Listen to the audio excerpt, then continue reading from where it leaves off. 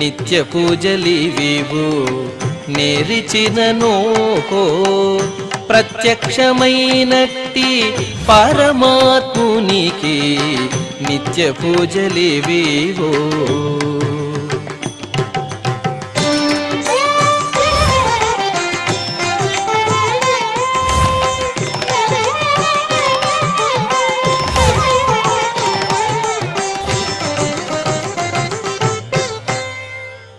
ఓం నమో వెంకటేశాయ.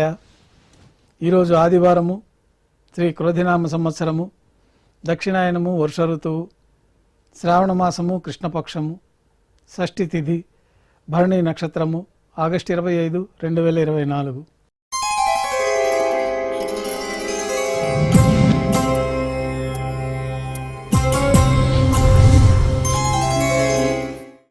మాధ్యాహ్నిక ఆరాధనలో భాగంగా బంగారు పంచపాత్రలో శుద్ధ తోయాన్ని నింపుకొని స్వామివారికి ఉపచారాలు సమర్పించి తులసీదళములతో అష్టోత్తర శతనామాలతో అర్చన నిర్వహించి మాధ్యాహ్నిక నైవేద్యంలో భాగంగా అన్నప్రసాదాలు, పన్యారాలు, ఘంటానాదం మధ్య నైవేద్యంగా సమర్పించి భక్తులని సర్వదర్శనానికి అనుమతిస్తారు.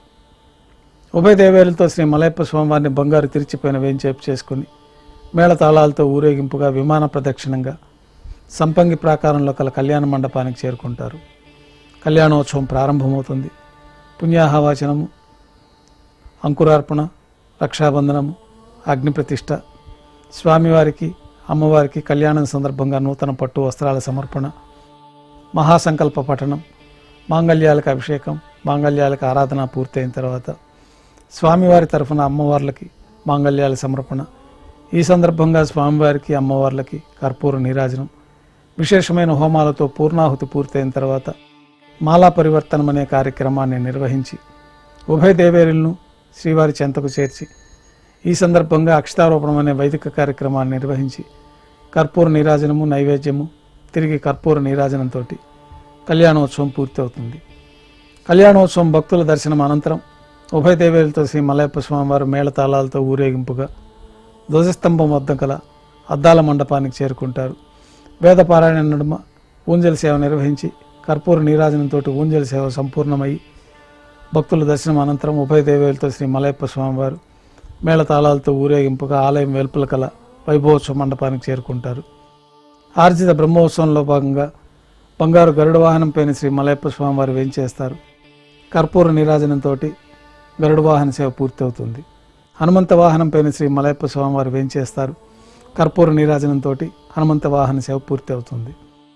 పెద్ద శేష వాహనం పైన శ్రీ మలయప్ప స్వామివారు వేంచేస్తారు. కర్పూర నీరాజనంతో పెద్ద శేష వాహన సేవ పూర్తి అవుతుంది. ఉభయ దేవేరులతో కలిపి శ్రీ మలయప్ప స్వామివారికి బంగారు తిరిచిపోయిన కర్పూర నీరాజన సమర్పణతోటి ఆర్జిత బ్రహ్మోత్సవం పూర్తి అవుతుంది.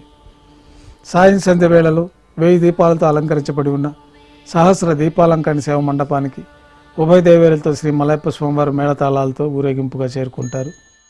వేదం, గానం, నాదం నడుమ సహస్ర దీపాలంకరణ సేవ జరిపి నక్షత్ర నీరాజనము, కర్పూర నీరాజనము సమర్పణ తర్వాత ఉభయ దేవేరులతో శ్రీ మలయప్ప స్వామివారు బంగారు తిరిచిపోయిన మేళతాళాలతో ఊరేగింపుగా 4 తిరువీధుల ఉత్సవం జరుపుకొని ఆలయంలో వేంచేస్తారు. ఆలయంలో నైవేద్యం పూర్తయిన తర్వాత గర్భాలయంలో వేంచేస్తారు.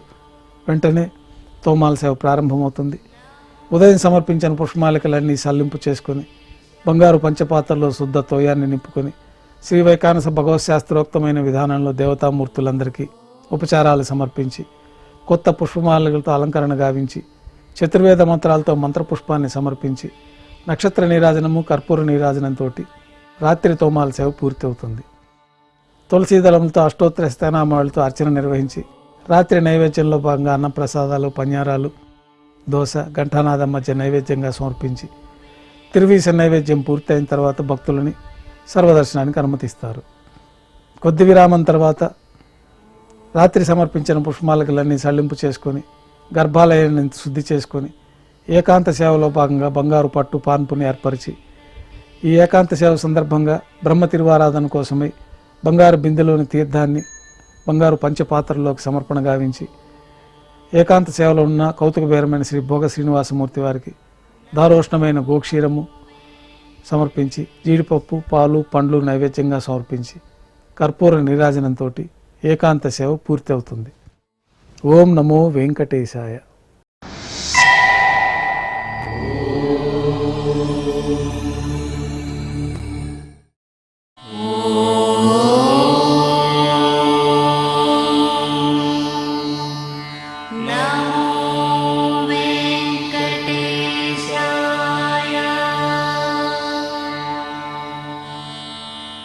Oh